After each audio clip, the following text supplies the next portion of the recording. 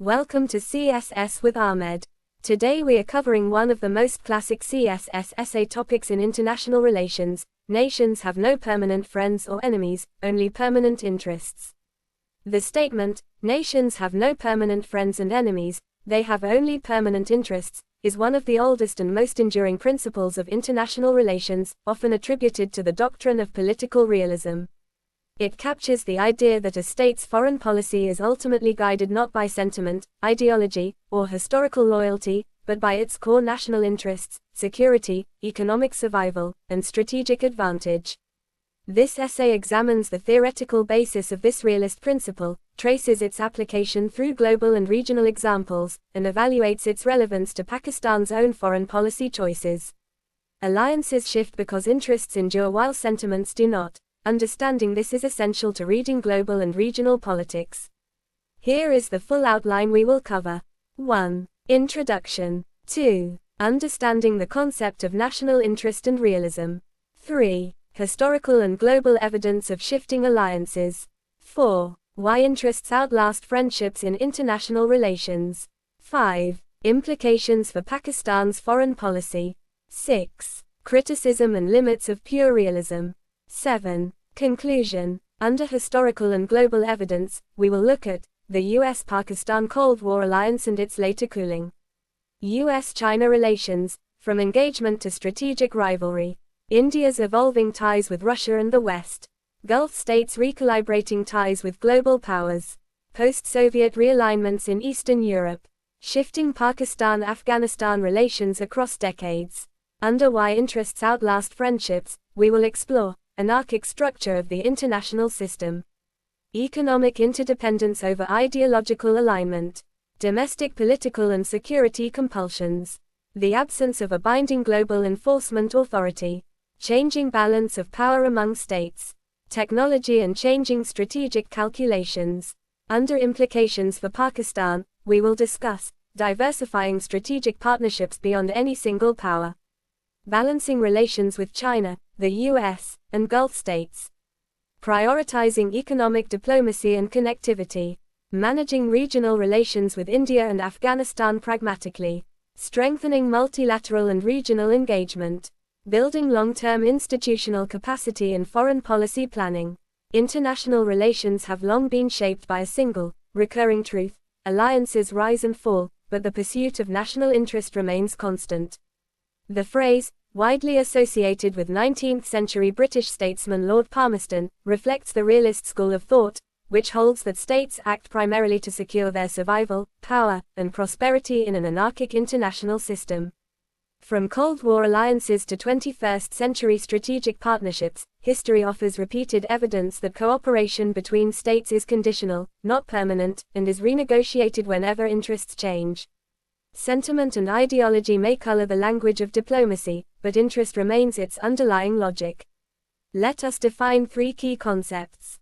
National interest, the fundamental objectives, security, sovereignty, economic prosperity, that guide a state's foreign policy decisions. Political realism, a theory of international relations holding that states act rationally to maximize power and security in a system without central authority. Strategic alignment, a temporary or conditional partnership between states formed to advance shared interests, rather than permanent loyalty. Section 3. Historical and global evidence of shifting alliances. 6 examples of states realigning as interests changed. Pointer, the US-Pakistan Cold War alliance and its later cooling. Pakistan was a frontline US ally during the Cold War and the Afghan Jihad, yet relations cooled sharply once shared strategic objectives diverged after. 2001. Point B. US-China relations, from engagement to strategic rivalry. Decades of economic engagement gave way to strategic competition as China's rise began to challenge US global primacy, reshaping trade and security policy on both sides. Point C. India's evolving ties with Russia and the West. India has maintained historic defense ties with Russia while simultaneously deepening strategic and economic cooperation with the United States, reflecting interest-driven balancing. Point D. Gulf states recalibrating ties with global powers. Gulf monarchies have diversified partnerships across the US, China, and Russia simultaneously, prioritizing energy markets and security guarantees over fixed alliances. Point E. Post-Soviet realignments in Eastern Europe. Former Warsaw Pact states pivoted rapidly toward NATO and the European Union once Soviet influence collapsed, illustrating how quickly alliances can reverse. Point F.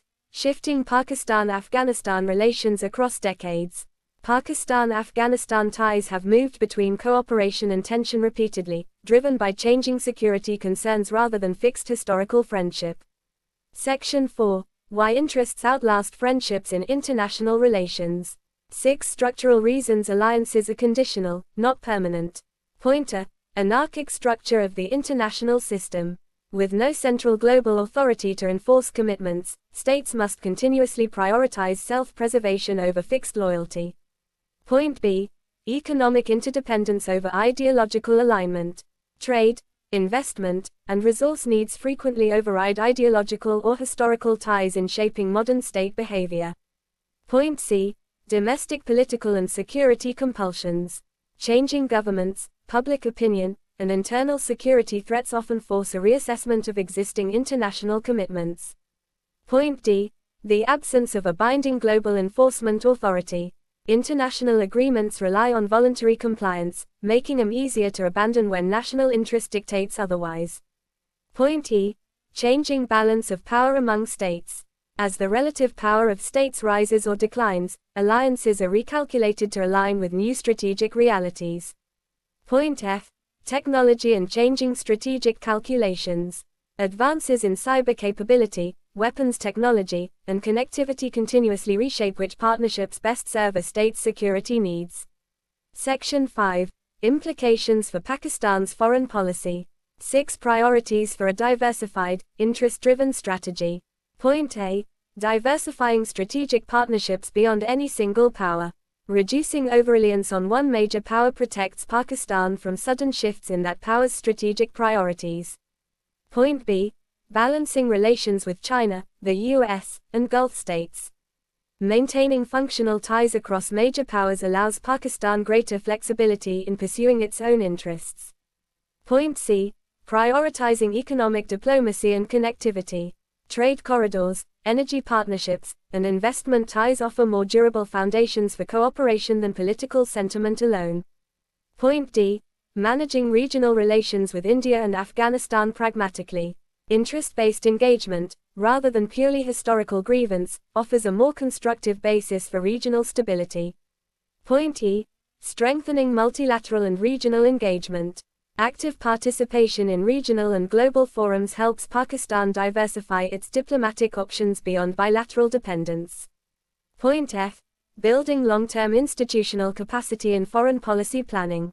A professional, well-resourced foreign service enables Pakistan to anticipate shifting interests rather than react to them. While the realist principle explains much of state behavior, it is not absolute. Shared values, historical ties, and institutional commitments can moderate purely interest-based calculations, particularly within long-standing alliances such as NATO. Excessive reliance on transactional diplomacy can also damage a state's long-term credibility, making future partners wary of commitment. A balanced foreign policy therefore blends interest-based pragmatism with consistency and reliability, rather than treating every relationship as purely disposable. Interests remain the foundation of foreign policy, but durable credibility is what allows a state to convert short-term interest into long-term advantage. The international system continues to validate the realist observation that alliances are tools of interest rather than expressions of permanent friendship. From superpower rivalries to regional partnerships, states consistently realign themselves as their security, economic, and strategic calculations evolve. For Pakistan, internalizing this principle means pursuing a diversified, interest-driven, and institutionally grounded foreign policy rather than depending on any single relationship as permanent or guaranteed. In a world where interests shift continuously, durable strength comes from flexibility, diversification, and clear-eyed strategic planning. In conclusion, the idea that nations have no permanent friends or enemies, only permanent interests, remains as relevant today as when it was first articulated. Global and regional politics consistently show that cooperation is conditional, shaped by shifting strategic calculations rather than sentiment. For Pakistan, the lesson is clear: a flexible, diversified, and interest-driven foreign policy is the surest path to long-term national security. Permanent interests, not permanent alliances, are what should guide a state's place in the world. That brings us to the end of this essay breakdown. If this helped your CSS preparation, like, share, and subscribe for more essay explanations. Thanks for watching.